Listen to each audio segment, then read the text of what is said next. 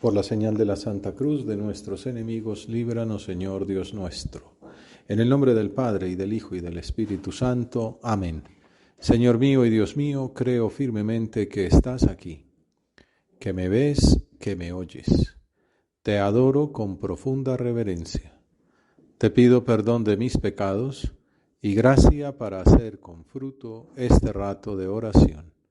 Madre mía Inmaculada, San José, mi Padre y Señor, Ángel de mi guarda, intercedan por mí. El capítulo segundo del Evangelio de San Juan comienza con las bodas de Caná y continúa con la primera fiesta a la que Jesús acudió durante su vida pública en Jerusalén. Como ustedes saben, el Evangelio de San Juan está estructurado en torno a las fiestas litúrgicas judías a las que Jesús acudía en Jerusalén. Su primera Pascua es la que vemos aquí en el capítulo segundo, donde ocurre la purificación del templo, la escena que vamos a considerar. Las otras dos Pascuas de Jesús en Jerusalén aparecen en el capítulo sexto y al final de su vida en el capítulo 11. Llama la atención que San Juan haya puesto este pasaje como tan al comienzo de su evangelio, mientras que los sinópticos lo ubican antes de la pasión. La verdad es que los sinópticos solo narran una ida de Jesús a Jerusalén, entonces pues ahí la ponen. Algunos piensan que es más lógico que sea justo antes de la pasión, otros dicen que no, que forma parte de la estructura narrativa de San Juan y que quiere darle más dramatismo a todo el rato que seguirá después, y que tampoco es tan del otro mundo lo que sucede, pues no es que vengan ni siquiera las autoridades religiosas, pues judiciales, los soldados, bueno, no es que haya habido tampoco gran alboroto, ¿no?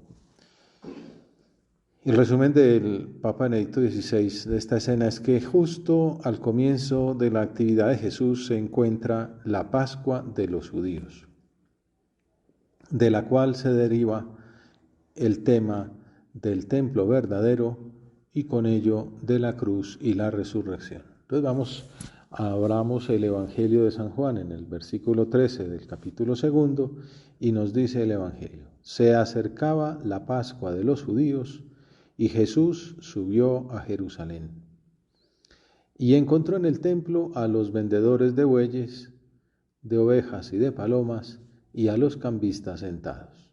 El contexto es que todo israelita tenía que ofrecer como sacrificio en la fiesta de la Pascua un buey o una oveja, si era rico, o dos tórtolas o dos pichones, si era pobre. Además, debía pagar cada año medio ciclo si había cumplido los 20 años. El medio ciclo equivalía al jornal de un obrero. Algunos de ustedes pensarán el famoso denario. Lo que pasa es que había monedas paganas, pues de circulación civil, normal, con la efigie del emperador, que entonces en el templo se consideraban indignas, ¿no? Entonces había la famosa moneda del templo, que entonces se vendía, se cambiaba ahí en las afueras. Estudiando esto pensaba yo, seguro que en tiempo de Pascua, como buenos negociantes, le suben el precio, y efectivamente así era, 5 a 10%, ¿no? Y dirán, no, es que están escaseando, tal. Seguro que también los animalitos los cobraban más caro. Estos días hablaba con un visitante, hablando de descubrimiento arqueológico, que es probablemente la explicación del sedentarismo humano fue con ocasión de la religión, de que se hizo un gran santuario. Hay unos restos en Turquía, unas columnas de 20 metros de alto, tremendo, pero es muy interesante, ¿no? Desde que el hombre es hombre religioso, es la tesis que trabajamos, y esto incluso ya la sociedad también se origina con base en la peregrinación de la gente a ofrecer a Dios sus primicias. Y entonces, pues como ya estaba el santuario, se fueron generando sitios, pues, de tiendas, ¿no? Para facilitar el culto. Entonces me decía este visitante, es que el peregrino es muy buen negociante, pero es muy buen negocio ofrecerle objetos al peregrino. Va uno a Lourdes y eso no cabe un local donde tengan virgencitas, agua bendita, todo tipo de recordatorios. Pues San José María en Torre Ciudad no quería que hubiera mercado. No es que sea pecaminoso ni nada, pero bueno, sí le quita como dignidad al sitio, ¿no? Pues es de lo que le pasa a Jesús en el templo, ¿no? Que se acerca allí y encontró en el templo a vendedores de bueyes, de ovejas, de palomas y cambistas sentados. Uno puede imaginar, seguramente tenemos en la mente alguna película, pero pues los animales pues con sus ruidos, con sus olores, con sus consecuencias, la gente de distintas partes, los cambistas, la gente gritando, ofreciendo las mercancías, las monedas. Y entonces, haciendo un azote de cordeles, Jesús los echó a todos del templo, ovejas y bueyes. Y a los cambistas les esparció las monedas, les volcó las mesas. Y a los que vendían palomas les dijo, quiten esto de aquí, no conviertan en un mercado la casa de mi Padre. Sus discípulos se acordaron de lo que está escrito, el celo de tu casa me devora. Curiosamente en esta versión, la de San Juan, se habla de ovejas y bueyes y del látigo de cuerdas que no mencionan los sinópticos. Hay un escritor que hace notar que hasta entonces Jerusalén solo había aparecido cuando le preguntan a Juan Bautista por su identidad y él alude a que Jesús es el Cordero de Dios. Pues ahora ese Cordero expulsa a todos los animales dispuestos para el sacrificio, provocando un desplazamiento de sentido. En ausencia de animales solo queda él, que va a presentarse como el santuario demolido y reconstruido, demolido en la cruz y reconstruido en la resurrección. Pero bueno, casi me adelanto, por si alguien se duerme. Hay otro exegeta que explica que hay como dos niveles de interpretación, el inmediato y el futuro. El inmediato es la purificación del templo. Nos permite ver una actuación profética de Jesús. Por eso tampoco llama tanto la atención. Además, acaba de pasar el milagro de Caná, según los sinópticos ponen ahí otros milagros, unas curaciones, el pueblo estaba con él, entonces ve que forma parte de su mensaje y consecuencia de sus milagros, rechazar el comercio en el templo que se haya convertido en un mercado. Otro escritor anuncia que el Señor no quiere suprimir las ofrendas, sino solo alejar del templo como lugar sagrado todos los elementos comerciales profanos, purificarlo. En ese sentido se habla con razón de purificación, no de reemplazo. A la vez anuncia de modo misterioso, sacramental, pues esa limpieza del lugar sagrado. De hecho, cuando se narra en los sinópticos es después de las escenas de rechazo de Israel, como en San Lucas, o de maldición de la higuera y parábola de los viñadores malvados en Mateo. Esta escena de Jesús purificando el templo recuerda, por ejemplo, al profeta Jeremías, que además de que profetizó la destrucción del templo, también reprochó a los sacerdotes de su tiempo. Es que los curas siempre tenemos el anuncio de que hay que poner cuidado de ser coherentes con nuestra misión. Pues a Jeremías le dice a los sacerdotes, ¿creen que es una cueva de bandidos este templo dedicado a mi nombre? Zacarías, por su parte, había anunciado que aquel día no quedaría ni un comerciante en el templo del Señor del universo. Y en Malaquías también hay una purificación del culto. Refinará a los levitas y los acrisolará como el oro y la plata. Purificación. Vamos a hablar de este primer momento, de esta actitud. El Papa Francisco en un Ángelus mencionaba que esta escena se lee en un domingo de Cuaresma, el tercer domingo de Cuaresma, y nos invitaba a pensar, así como el Señor purifica el templo, quiere purificar nuestra alma. Y nos invitaba a hacer examen de conciencia. Decía, ¿Jesús se siente el Señor verdaderamente como en su casa en mi vida? ¿Sí se siente en mi existencia como en su casa el Señor? Le permitimos que haga limpieza en nuestro corazón, que expulse a los ídolos, es decir, las actitudes de codicia, celos, mundanidad, envidia, odio, la costumbre de murmurar, como dice él, despellejar a los demás. Le permito que haga limpieza de todos los comportamientos contra Dios, contra el prójimo y contra nosotros mismos, como se escucha en la primera lectura, donde se proclama el Decálogo. Meditar en esto le trae a uno a la mente inmediatamente el Sermón del Monte, cuando Jesús habla en las bienaventuranzas: bienaventurados los limpios de corazón, los puros, porque ellos verán a Dios. ¿De qué limpieza está hablando el Señor? ¿De qué purificación? ¿De qué pureza? Obviamente habla de la castidad, que es manifestación de la humildad de la carne, pero va más allá. Habla de pureza de espíritu, de imitación de Jesús. Empiezan a pensar en adjetivos aplicables a Jesús de acuerdo con lo que uno va mirando, una mirada rápida por el Evangelio, por las escenas que uno conoce, uno ha meditado. Jesús manso, humilde, servidor, pobre, orante, penitente, magnánimo, desprendido, sacrificado, santo. El catecismo explica que los corazones limpios, de los que se habla en la bienaventuranza, designan a aquellos que han ajustado su inteligencia y su voluntad a las exigencias de la santidad de Dios. Limpieza de corazón es santidad, principalmente en 3 dominios: la caridad, la castidad y la verdad. La castidad o rectitud sexual, el amor de la verdad y la ortodoxia de la fe. Pero resumiendo, caridad, castidad, verdad. Sigue diciendo el catecismo que hay un vínculo entre la pureza del corazón, del cuerpo y de la fe.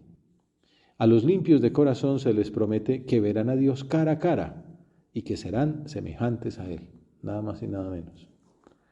La pureza de corazón es el preámbulo de la visión. Ya desde ahora esta pureza nos concede ver todo según Dios. Recibir a otro como un prójimo. Nos permite considerar el cuerpo humano, el nuestro y el del prójimo, como un templo del Espíritu Santo, una manifestación de la belleza divina. A modo de resumen, el catecismo concluye que la pureza del corazón nos alcanzará el ver a Dios y nos da desde ahora la posibilidad de ver todo según Dios.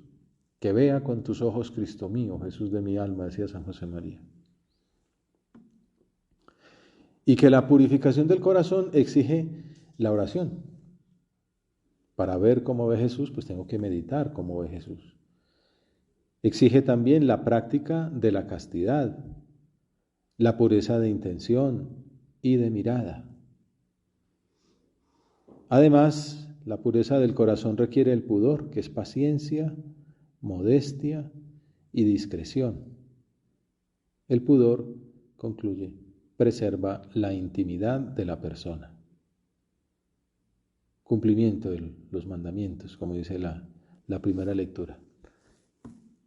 Bienaventurados los limpios de corazón, porque ellos verán a Dios. Tú, Señor, purificas el templo y quieres purificarnos a nosotros en este tiempo de Cuaresma. Y Benedicto XVI, comentando este pasaje, dice que a Dios se le puede ver con el corazón. La simple razón no basta. Para percibir a Dios hay que estar en armonía, tener todas las fuerzas de su existencia humana armónicamente involucradas. La voluntad debe ser pura y ya antes debe serlo también el sentimiento, la base afectiva del alma, para indicarle a la razón y a la voluntad la dirección a seguir. Cabeza, corazón, voluntad, ¿no? Inteligencia, sentimientos, voluntad. Tienen que estar todas guiando, todas mirando a Dios e interconectadas entre ellas. La palabra corazón, por eso, bienaventurados los limpios de corazón, se refiere precisamente a esta interrelación interna de las capacidades perceptivas del hombre, en la que también entra en juego la correcta unión del cuerpo y el alma, como corresponde a la totalidad de la criatura llamada hombre. O sea, bienaventurados los limpios en su integridad. El corazón, La totalidad del ser humano ha de ser puro, profundamente abierto y libre para poder ver a Dios. Obviamente la libertad, así como ya radical último del ser humano. Teófilo de Antioquía lo expresó del siguiente modo en un debate: ven a Dios los que son capaces de mirarlo porque tienen abiertos los ojos del espíritu. El alma del hombre tiene que ser pura como un espejo reluciente. A veces viene la catarata, ¿no?, que impide ver. Uno se va acostumbrando a ver bultos, ¿no? Veo, dice el Evangelio, como árboles que caminan, dice el ciego del Evangelio. Una persona pero me decía eso, que cómo le fue en la cirugía. Dice, ahora veo rostros. No se ha acostumbrado a ver ahí como más o menos unas imágenes borrosas con una voz que, esta es fulanita, este es menganito. Pero, claro, ya verle pues los detalles, ¿no? Era como volver a nacer, ¿no? Pues así se trata la vida espiritual, tener abiertos los ojos del espíritu, la pureza del alma, la purificación a la que nos invita la Cuaresma, de la que Jesús nos habla con la purificación del templo, es esa pureza del alma del hombre como un espejo reluciente. Por la oración, por la penitencia, tú, Señor, quieres que limpiemos nuestra vista, que te veamos, que veamos como ves tú, que vea con tus ojos, Cristo mío, Jesús de mi alma. Y así, también pues dice San José María, hasta el último latido, hasta la respiración, todo es uno sana a nuestro Dios. Entonces la primera parte era esa purificación del templo, ¿no?, la expulsión de los mercaderes. La segunda parte es la confrontación de Jesús con los judíos acerca de la reconstrucción del templo. Jesús insinúa el recuerdo del pasado cuando fueron destruidos el santuario de Silo y el templo de Salomón en castigo por la infidelidad. Ya sabemos que unos años después ese templo también quedará derruido. Y también se inscribe en la tradición profética del anuncio de un nuevo templo espiritual, mesiánico, como se dice en Tobías 13, que dice, su templo será reconstruido con júbilo. Jerusalén será reconstruida y allí su templo para siempre. Y el capítulo 56 de Isaías había anunciado que el templo sería lugar de oración, ya no solamente para el pueblo elegido, sino para todas las naciones. Mi casa es casa de oración y así la llamarán todos los pueblos. Entonces, con esos antecedentes es fácil interpretar que Jesús se presenta como profeta, pero más aún como el dueño del lugar, porque le dijo, la casa de mi padre. Habéis convertido la casa de mi padre en un mercado. De hecho, en el Evangelio de San Juan los judíos no acusan a Jesús, sino que le piden un signo. Entonces intervinieron los judíos y le preguntaron, ¿qué signos nos muestras para obrar así? Y entonces la respuesta de Jesús pues nos abre otra nueva perspectiva. Destruyan este templo y en 3 días lo levantaré. Los judíos replicaron, pero hicieron falta 46 años para construir este templo, pues con todo y los alrededores. Y tú lo vas a levantar en 3 días. Pero él hablaba del templo de su cuerpo. Por eso aparece en Cuaresma este pasaje, porque él está hablando de la destrucción del templo que va a pasar en la Semana Santa, el Viernes Santo, y la resurrección del domingo, la reedificación. Y cuando resucitó entre los muertos, los discípulos se acordaron de lo que había dicho y creyeron a la Escritura y a la palabra que había dicho Jesús. Esto es lo que llaman una lectura pospascual. Hay un detalle lingüístico interesante en esta narración. En la primera alusión al templo, el evangelista usa un término que se llama hieron, que es como todo el recinto del templo, con los diferentes atrios, donde Jesús expulsa a los mercaderes y a los animales, en los versículos 14 y 15, donde dice, entró en el templo, donde está, digamos, el atrio de los gentiles, ¿no? Encontró a los vendedores de bueyes, ovejas, palomas y a los cambistas sentados, y haciendo un azote de cordeles los echó a todos del templo. Ahí todo es hieron, no es, dijéramos, perímetro, bueno, todo el recinto. En segundo lugar, los judíos cuando le reclaman al Señor no dicen hieron, dicen naos, que significa ya la parte más interna. indicando la morada de Dios. Los judíos replicaron, 46 años ha costado construir esta morada de Dios y tú lo vas a levantar en 3 días. Pero él hablaba del templo de su cuerpo. ¿Cómo se refiere Jesús al templo? Cuando habla del edificio, del hierón, dice la casa de mi Padre. Y cuando se refiere al naos, está hablando del templo de su cuerpo. O sea, no se está refiriendo a lo que ellos dicen, sino que lo dice de otra manera. El templo completo con atrios y todo es la casa de mi Padre. La morada de Dios es el cuerpo de Jesús. Muy interesante, ¿verdad? La nueva morada de Dios. El signo que le piden durante esta primera Pascua será ofrecido en la tercera, durante la cual Jesús morirá como el Cordero Pascual.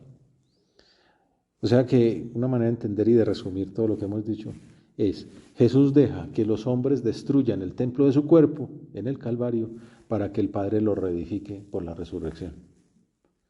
Jesús contestó, destruyan este templo, el templo de mi cuerpo, la morada de Dios, y en 3 días lo levantaré. Y esa es la verdadera reconstrucción mesiánica. Juan lo cuenta después de que ha pasado e insiste en un principio de lectura. Esto sucede como anuncio de la pasión, pero se interpreta después de la resurrección. Por eso aquello de la memoria. Los discípulos se acordaron de lo que estaba escrito. El catecismo concluye. Jesús se identificó con el templo presentándose como la morada definitiva de Dios entre los hombres. Por eso su muerte corporal anuncia la destrucción del templo, que señalará la entrada en una nueva edad de la historia de la salvación. Cuando dice Jesús a la samaritana, llega la hora en que ni en este monte de los samaritanos que tenían su propio templo, ni en el de Jerusalén, donde está en el capítulo 2, adorarán ustedes al Padre. Vendrá un nuevo templo, ¿no? Antes hablábamos de la purificación. Decíamos la importancia de la integridad, de amar a Dios con todo el ser, afectos, voluntad, razón, libertad. Y pregunta a Benedicto XVI, ¿cómo se vuelve puro el ojo interior del hombre? ¿Cómo se puede retirar la catarata que nubla su mirada o al final la ciega por completo? En boca de Jesús la palabra adquiere una nueva profundidad. Bienaventurados los limpios de corazón. Es propio de su naturaleza específica, la de Jesús, ver a Dios. A Dios nadie lo ha visto, solo el Hijo. Estar cara a cara delante de Él, como lo contemplamos en la transfiguración la semana anterior. En un continuo intercambio interior con Él que se manifiesta pues con esa blancura, con esa limpieza, con esa luz, luz de luz, viviendo su existencia como Hijo. Entonces la expresión limpieza de corazón adquiere un valor profundamente cristológico. Jesús quiere que nosotros seamos limpios como Él. ¿Y cómo se limpió Jesús? ¿Cómo? Bueno, Él no necesita limpiarse, pero ¿cómo es esa relación con el Padre? ¿Cómo ve Jesús? ¿Cómo es esa mirada limpia de Jesús? Veremos a Dios cuando entremos en los mismos sentimientos de Cristo, que dice San Pablo a los Filipenses. Por eso se dice que era la afectividad que vea con tus ojos, Cristo mío, que sienta con tu corazón, con tus sentidos, que sienta lo que tú sentiste, que tenga los mismos sentimientos de Cristo. Entonces Benedicto concluye, la purificación del corazón se produce al seguir a Cristo, al ser uno con Él. ¿Cómo ser limpios? Siguiendo a Jesús. Pues dice, ven y sígueme, toma tu cruz. Bueno, allá llegamos. Dice San Pablo, vivo yo, pero no soy yo quien vive, es Cristo quien vive en mí. Ya eso es un paso muy adelante, ¿no?, de la vida espiritual. Pero es lo que pasa en el bautismo, ¿no? El Señor se toma posesión de nuestra alma. Aquí surge algo nuevo. El ascenso a Dios se produce precisamente en el descenso del servicio humilde, en el descenso del amor, que es la esencia de Dios. Y por eso, la verdadera fuerza purificadora que capacita al hombre para percibir y ver a Dios. En Jesucristo, Dios mismo se manifiesta en ese descenso. Dios, que es todo, el omnipotente, el creador de cielo y tierra, se hace hombre, se hace esclavo, se carga con los pecados de los hombres para servir. Se arrodilla a limpiar nuestros pies sucios en el lavatorio de la cena, de la última cena. Se hace nuestro esclavo. Por eso dice San Pablo, a pesar de su condición divina, no hizo alarde de su categoría de Dios. Al contrario, se despojó de su rango y tomó la condición de esclavo, pasando por uno de tantos. Se rebajó hasta someterse incluso a la muerte, y muerte de cruz. Maldito el que cuelga de la cruz, decía el Deuteronomio. Pues Jesús se hace ese maldito. Por eso Dios lo exaltó. Esas palabras marcan un camino, un cambio decisivo en la historia de la mística. La novedad de la mística cristiana que procede de la novedad de la revelación de Cristo. Dios desciende hasta la muerte en la cruz.